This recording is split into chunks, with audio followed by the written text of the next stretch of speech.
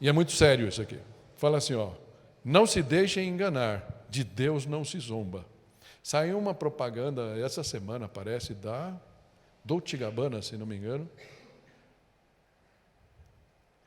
que eles fazem um Jesus... É Dolce & Gabbana? Não me lembro. É um negócio assim, horrendo. Horrendo. As pessoas que fazem isso não percebem o lado espiritual da coisa. E Deus vai cobrar. A gente pode não ver, mas não vai sair impune, né? Esse versículo fala assim, não se deixe enganar, de Deus não se zomba, pois o que o homem semear, isso também colherá. Quem semeia para a sua carne, da carne colherá destruição. Mas quem semeia para o Espírito, do Espírito colherá vida eterna. Vou pegar algumas coisas de algumas outras versões aqui, fala, né, da carne, talvez você não esteja muito acostumado, quem semeia para a carne, né? Na verdade, se você apenas satisfizer sua natureza humana, colherá dessa natureza humana ruína, destruição. Caso de traição, mas era tão bom. Eu amo ela tanto, porque você não sabe o que é, né? Mas vai colher o resultado. Bíblia Ampliada fala nessa natureza humana, sua tendência pecaminosa, seu mundanismo, seus impulsos mais vergonhosos. Se você seguir isso, vai dar ruim.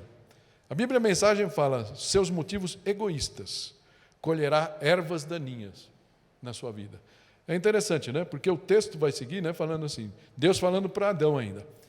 A terra, né, falando da terra, que ele maldisse a terra, ela lhe dará espinhos e ervas daninhas, e você terá que alimentar-se dela todos os dias. Interessante, quando fala, muitas vezes, outro dia eu tive num grupo uma resposta, respondi ligeiramente e respondi mal, inclusive.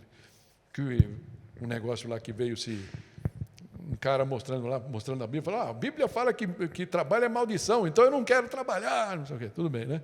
Sabe essa turma aí que se você mostrar uma carteira profissional, o cara não vai fugir? Então, e o cara estava falando, usando a Bíblia. Aí me perguntaram, Carlos, é assim mesmo, o trabalho é maldição? E na hora eu falei, trabalho...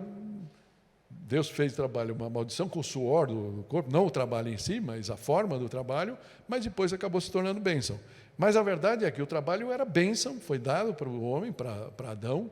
Adão era o agricultor, era o zoólogo, tudo que nós vimos, né? o jardineiro do Éden. Mas aqui muda o quê? A dificuldade. A terra foi maldita, então até aquele momento as frutas estavam lá à disposição do homem, como da árvore do conhecimento do bem e do mal. E a partir daquele momento o homem ia ter que suar muito para comer, tá? Com o suor do seu rosto. E assim Deus vai falando, que até ele fala, visto que dela foi tirado, porque você é pó e para o pó voltará. Quando você morrer, você vai voltar para o pó. Versículo 20 fala, Adão deu à sua mulher o nome de Eva, pois ela seria mãe de toda a humanidade. E aí Deus colocou, eu quero passar muito rápido aqui, Deus olha para ele e fala assim, como o homem se tornou um de nós, conhecendo o bem e o mal, ele não vai poder mais entrar no jardim do Éden, e colocou lá um arcanjo para tomar conta, para que ele não pudesse comer da árvore da vida e viver eternamente. Amém? Isso nos leva para o último ponto que eu queria aqui, a provisão divina. E foi justamente nesse ponto aqui que eu queria falar do versículo 15. Quando Deus está falando para a serpente, aí de repente ele fala alguma coisa que não tinha a ver com a serpente, mas quem estava atrás da serpente, portanto, o inimigo, Satanás. Ele fala, porém, inimizade entre você e a mulher, entre a sua descendência, todas as pessoas que o inimigo usou ao longo da vida, certo? E o descendente dela. Esse lhe ferirá a cabeça e você lhe ferirá o calcanhar. Todos os estudiosos entendem aqui o que ele chama do proto-evangelho. Faz uma referência ao Filho, Jesus, o Filho de Deus que nasceria da Virgem Maria. Amém? Então, esse descendente ia ferir a cabeça, ia esmagar a cabeça do diabo. E ele ia ferir o calcanhar. É uma referência aos pregos que Jesus levou na cruz, né? Então, esse aqui é o pano de fundo, ok? Então, qual é a provisão divina? Desde aquele momento, Deus já tinha uma resposta. Se você parar tudo que a Bíblia segue a partir disso daqui, é uma história de resgate, de redenção. É de Deus preparando o terreno para a vinda de Jesus. E depois que Jesus veio, a mudança daqueles que aceitam Jesus como seu Salvador e Senhor, vivendo esse novo evangelho na sua vida dia a dia, até que ele venha pela segunda vez e acabe com essa loucura que a gente está vendo no mundo. Amém? Para ver a providência, a provisão de Deus, de uma forma tão impressionante, que Deus, mesmo tendo, ele não amaldiçoou Adão e Eva, ele amaldiçoou a terra e a serpente. É importante isso, né? Mas Adão e Eva saíram, foram tirados, tiveram que viver fora do paraíso, a partir daquele momento. E aí, mas Deus olha para eles, mais uma vez, o Deus que nos vê, né? E fala assim: o Senhor Deus fez roupas de pele e com elas vestiu Adão e a sua mulher, e Eva. Interessante que com esse ato, Deus, se você quiser vir vindo, a equipe aí, a gente já está realmente fechando, tá? Com esse ato, Deus dramatiza a solução que o Evangelho vai nos trazer, né?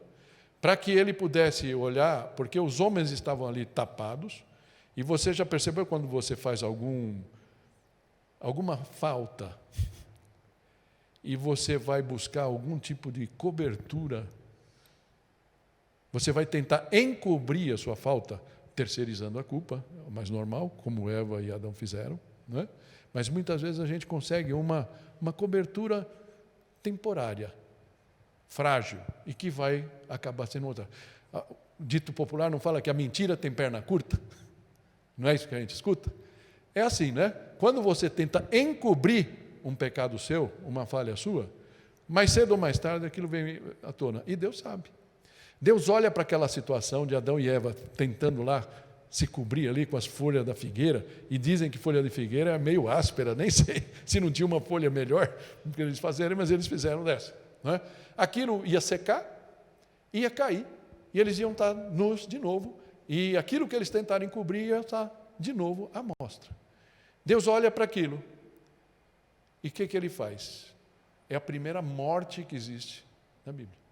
Ele sacrifica um cordeiro, uma cabra, um cabrito, a gente não sabe do que era a pele. E ele faz uma vestimenta que realmente ia cobrir o homem, Adão e Eva. Então essa é a maior mostra daquilo que viria a acontecer milhares de anos depois, quando Jesus veio. E Jesus é aquele que, através do seu sangue, pode me cobrir e pode te cobrir das tuas falhas, do teu pecado. E esse é o verdadeiro Evangelho. Amém? Fecha.